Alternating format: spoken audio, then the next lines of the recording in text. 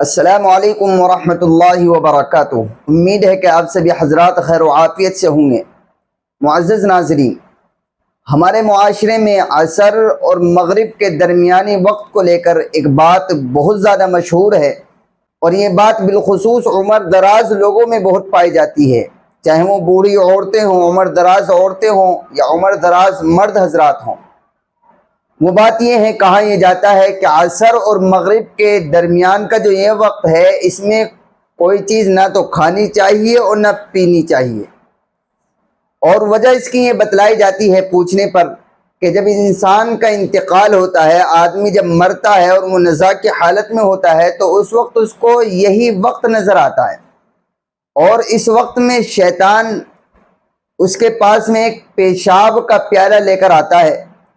اگر انسان کی عادت عصر اور مغرب کے درمیان میں کھانے پینے کی ہوگی تو وہ اس کو پی لیتا ہے، اور اگر کھانے پینے کی عصر اور مغرب کے درمیان میں اس کی عادت نہیں ہوگی تو وہ شیطان کے لائے ہوئے اس پیشاب کے پیالے کا انکار کر دے گا۔ اس لیے عصر اور مغرب کے درمیان میں نہیں کھانا چاہیے، یہ بات کہی جاتی ہے اور بہت زیادہ سننے کو بھی ملتی ہے، اور بڑے بوڑھے لوگ جو ہوتے ہیں، جو عمر دراز ہوتے ہیں، ان کی زبانی یہ بات کافی جگہ ہم نے سنی بھی، کافی جگہ دیکھی بھی، اور جب ہم چھوٹے سے تھے تو یہ باتیں ہم بہت زیادہ سنتے تھے۔